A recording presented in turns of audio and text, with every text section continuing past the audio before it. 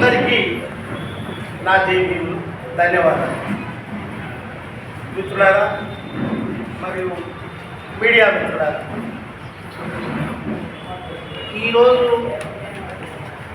ఇక్కడ వచ్చినటువంటి వాళ్ళు వైఎస్ఆర్సీపీ పార్టీ కాదు, తెలుగుదేశం పార్టీ కాదు, అదేవిధంగా ఇక్కడుండే ప్రధాన పార్టీలు ఏమంటే అంటాం.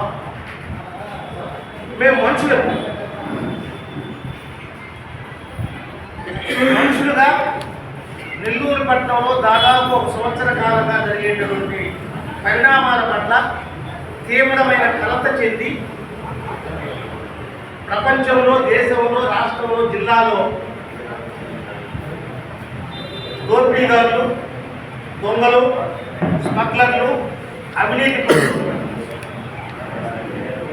డాన్లు వీళ్ళందరూ ప్రపంచంలో లేని పద్ధతుల్లో నెల్లూరు జిల్లాలో ఒక ప్రత్యేకమైన పద్ధతి ఏర్పడిందని నిన్నగాక మన చంద్రబాబు నాయుడు కూడా ప్రకటించారు. వాళ్ళు ఎవరంటే ఎస్సీలు, అందులో మహిళలు, యాదవులు, ఎస్టీలు, అందులో మహిళలు, ఇస్రాలు, వీళ్ళు నెల్లూరు నేర సామ్రాజ్యాన్ని పరిపాలిస్తున్నారు. వీళ్ళు డాన్లని వీళ్ళు చెప్తున్నారు. పోలీసు చెప్తుంది, చంద్రబాబు నాయుడు చెప్తున్నాడు, మిగిలిన అన్ని రాజకీయ పార్టీలు చెప్తున్నాయి. దాన్ని మేము వ్యతిరేకిస్తున్నాం. డాన్లు అంటే ఎవరు? నేర సామ్రాజ్యం అంటే ఎవరు? ఇప్పుడు మన స్రవంతమ్మ చాలా నిన్న మన మిత్రులు కలిస్తే మున్సిపాలిటీ ఆఫీస్కి వెళ్తే ఆమె అప్పుడే వెళ్ళిపోయింది.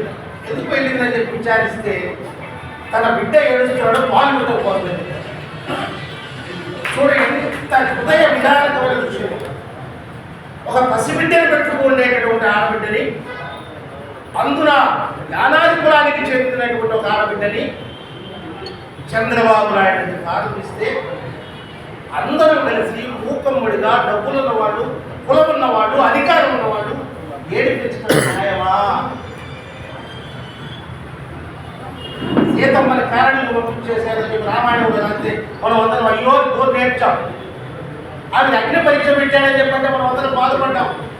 మరి ఈరోజు ఆంధ్రదేశం నెల్లూరు జిల్లాలో ఒక మహిళని,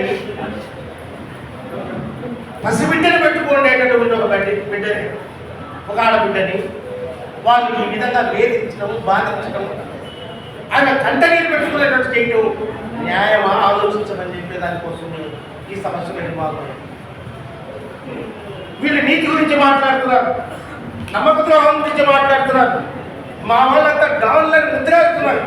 అందుకనే మా గవర్నమెంట్ 10 ఏళ్ళ క్రితమే చెప్పాడు, గాంధీ ఫోటోల పక్కన మీ బొమ్మ ఉండాలి, పోలీసు స్టేషన్లో మా ఫోటోలు ఉండాలి, మీరు చల్లంగా ఉండాలి, అయ్యా మీరు మంత్రులు కావాలి, మీరు పత్రులు కావాలి, మీరు కత్తులు ఇస్తే మేము కొట్లాడి చేయాలా? చచ్చింది ఎవడు? చంపుతున్న దేవుడు.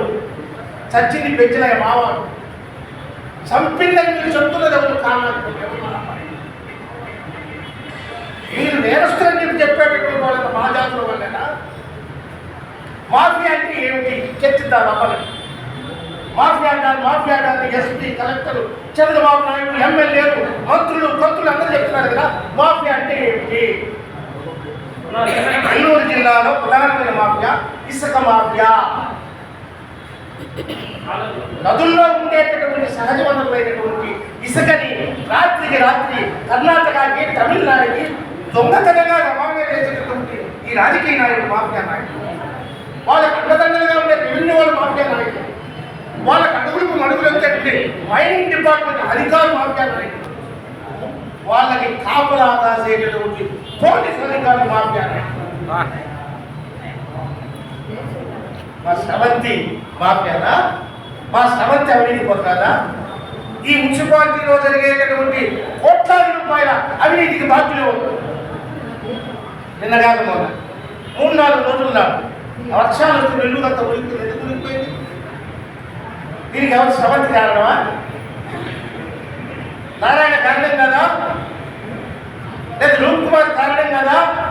శ్వేతరెడ్డి కారణం కదా? అనిల్ కుమార్ కారణం కదా?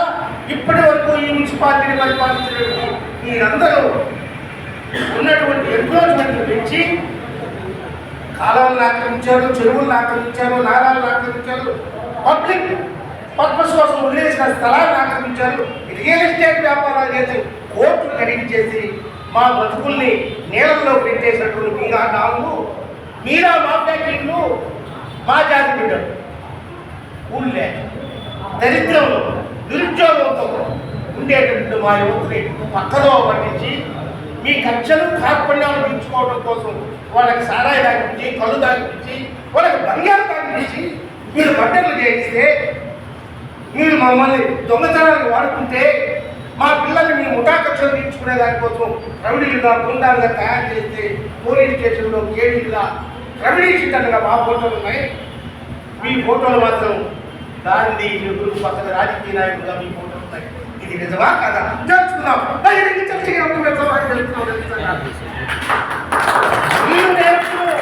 ఏం కాదు, ఈ దేశంలో సర్వసంపన్నులు ఈ నెల్లూరు నగరాన్ని అందంగా తీర్చిదిద్దేటం మావారు మానవారి కార్పొరేషన్లో ఈ రోజుకి ఉండే వందల వేల మంది పారిశుద్ధ్య కార్మికులు మీద మేము మా బిడ్డలు, మా తల్లులు, మా చెల్లెళ్ళు, మా అక్కలు, మీరు మమ్మల్ని మాఫియా అంటారా? మీరు మమ్మల్ని అవినీతి పనులు అంటారా? మీరు మమ్మల్ని డాన్ అంటారా? తెలుసుకున్నారు. ఎక్కడ మీరు చర్చ పెడతారు రండి. మీకు వందల వేల కోట్ల రూపాయలు ఎట్లా వచ్చాయి?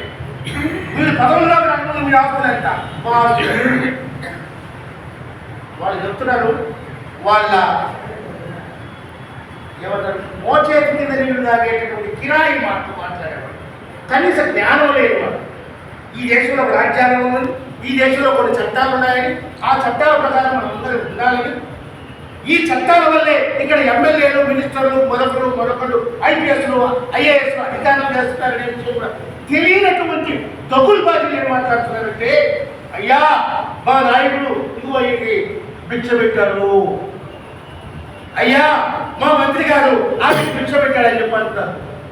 వాడికి చెప్పాల్సింది ఏంటంటే, వీళ్ళందరికీ మీరు పెట్టా భిక్ష, మీకు మేము ఓట్లేసి మీరు భిక్ష పెట్టాం, మాకు రాజ్యాంగం హక్కది.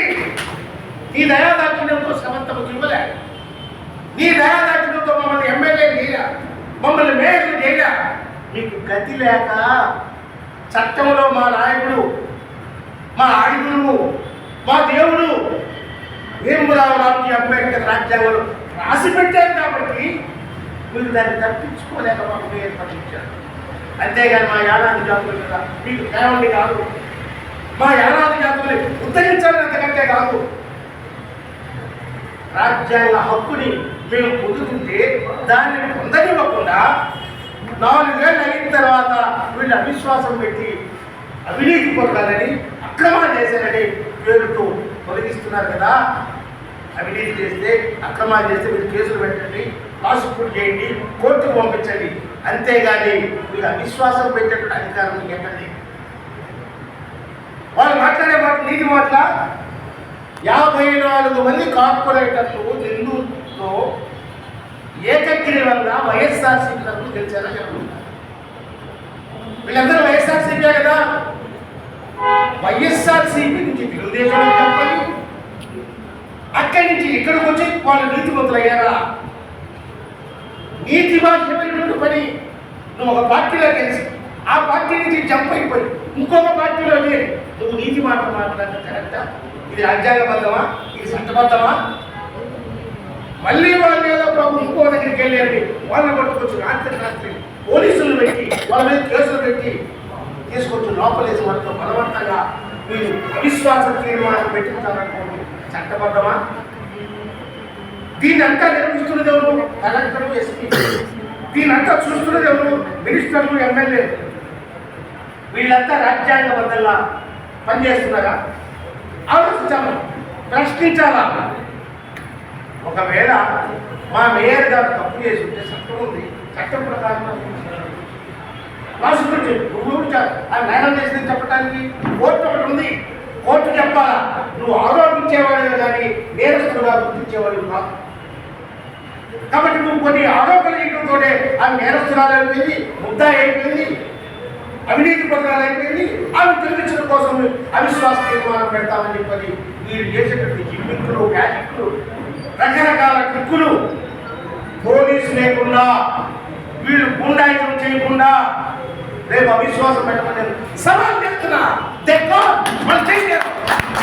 పోలీసు బలం చూసుకొని అధికార మతంతో డబ్బులతో మొదలు పెట్టి మీరు అవిశ్వాస తీర్మానం పెట్టుకున్నారు. ఉందా? మీకు నిజాయితీ ఉందా? మీరు నీతి పరులా? మీరు ఏదో ఒక పద్ధతుల్లో దేవతని పద్ధతి లేదా మన అమ్మాయి శ్రవంతిని పద్ధతి మీరు ఎక్కడ సంతకాలు చేయమంటే అక్కడ చేయించుకున్నారు. మీరు ఏ పార్టీలో ఉండమంటే ఆ పార్టీలో ఉండేవారు. వాళ్ళు అయ్యా గతంలో బెంగళూరు మున్సిపల్ కార్పొరేషన్లో పేరు ఏ విధంగా కష్టపట్టారో, వీధుల పాలయ్యారో, వీళ్ళు చేసేటువంటి రాజకీయ డ్రామాల్లో వాళ్ళు ఎంత కుటుంబాలు నష్టపోయారో, వాళ్ళు భర్తలు ఎన్ని బాధలు పడ్డారో, వాళ్ళు ఇట్లా వీధుల పాలయ్యే వాళ్ళ భక్తులు అర్థం చేసుకున్నటువంటి ప్రశ్నించడం ప్రారంభించారు. అయ్యా మేము ఎందుకు సంతకం చేయాలి? అయ్యా మేము పద్ధతులు చేయాలి? అయ్యా మేము ఎందుకు రావాలి? ఇది మీరు చేసిందే.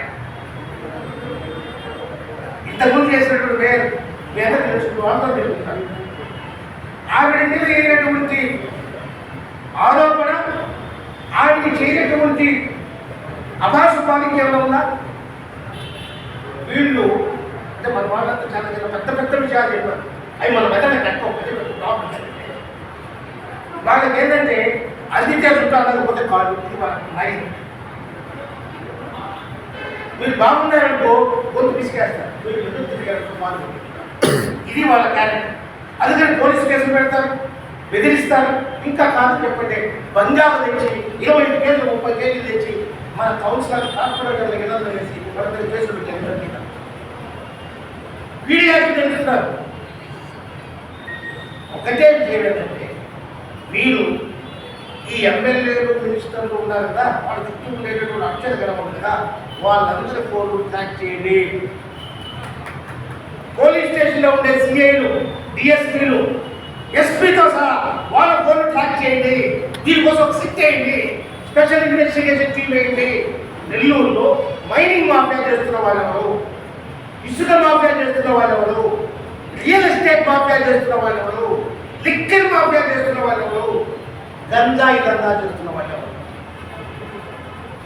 25 కేజీలు 30 కేజీలు ఎక్కడికి పెట్టున్నారు. మీరు గమనించారో లేదో, ఆ గంజాయి ప్యాకెట్ మాకు బండిల్ చేసినాయి. అంటే అవి కంప్రెస్ చేసి ఒక పెద్ద ఫ్యాక్టరీలో పెట్టి కంప్రెస్ ప్యాకింగ్ చేసి తప్ప మామూలు వాళ్ళు కాదు. ఈ కంప్రెస్ ఎక్కడ జరుగుతుంది? పోలీసులు కనుక్కోలేరా? తెలియదా? నేరాలు ఏమి జరిగినా పోలీసు కనుసంధంలోనే జరుగుతాయి. పోలీసుకి రాజకీయ నాయకులు తెలియకుండా ఏ నేరం జరిగే అవకాశం లేదు. అంటే నేరస్తులు కాపాడేది వీళ్ళే, అన్యాయస్తులు కాపాడేది వీళ్ళే. న్యాయస్తుల మీద తప్పులు కేసులు పెట్టి, భయపెట్టి, అదిరించి, బెదిరించి మీరు అవిశ్వాస తీర్మానాలు పెట్టి సభకి విధించాలని మీరు అనుకుంటే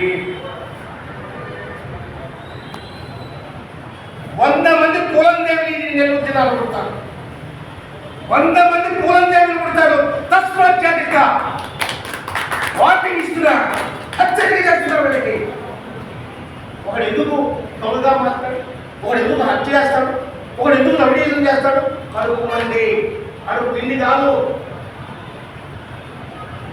మీరు మమ్మల్ని పూలందేవులుగా మార్చాలనుకుంటే, మీరు మమ్మల్ని మాయావతులుగా మార్చాలనుకుంటే, మీరు మమ్మల్ని తిరుగుబాటుదారులుగా మార్చాలనుకుంటే చట్టాన్ని అమలు చేస్తున్నారు. కానీ మీరు చట్టాన్ని అమలు చేస్తే మీరు చట్టాన్ని గౌరవించేవారు. మీరు పద్ధతి ప్రకారం పోతే అంతకంటే రెండింతల పద్ధతిగా పోయేటువంటి వారు. మీరు అవినీతి సామ్రాజ్యాన్ని పరిపాలించడం ఆపేసి నీతిగా కనుక పరిపాలన చేస్తే మేము సేవకులుగా ఉంటాం. ఈ నెల్లూరు నగరాన్ని అందంగా తీర్చిదిద్దుదాం. ఈ నెల్లూరు నగరాన్ని శాంతి భద్రతలు ఉండేటటువంటి నగరంగా తీర్చిదిద్దుదాం. ముందు మీ యొక్క అక్రమాస్తుల్ని, మీ యొక్క అక్రమ దందాల్ని అధికారులు, రాజకీయ నాయకులు ఆపేయించేటటువంటి పనికి దీంతో శ్రీకారం. దళిత సంఘాలు, బహుజన దళిత పార్టీలు ఎందుకు దీంట్లో ఎంత మీద అవుతున్నాయంటే, నెల్లూరు జిల్లాలో మేము డాన్లం కాదు మీరు డాన్లు, మేము అవినీతి పనులు కాదు మీరు అవినీతి పనులు, ఇక్కడ మాఫియా నడుపుతుంది మీరు, మాఫియా వల్ల ఇబ్బంది పడుతుంది మా కుటుంబాలు, ప్రాణాలు పోతున్నది మేము, కేసులు ఎదుర్కొంటున్నది మేము, జైళ్ళల్లో ఉంటున్నది మేము. తస్మాత్ జాగ్రత్త, ఇక మేము ఆటలు సాగలేవు అని చెప్పని త్వరలో బహుశా ఈ రౌండ్ టేబుల్ సమావేశంలో డిసైడ్ చేసుకోవాలి. వాళ్ళకి హెచ్చరిక చేయాలి. మన రాష్ట్ర నాయకులు, దేశ నాయకులు పిలిపించి ఒక హెచ్చరిక, ఒక వార్నింగ్ జిల్లా అడ్మినిస్ట్రేషన్కి, అదేవిధంగా ఇక్కడ రాజకీయ నాయకుల గురించి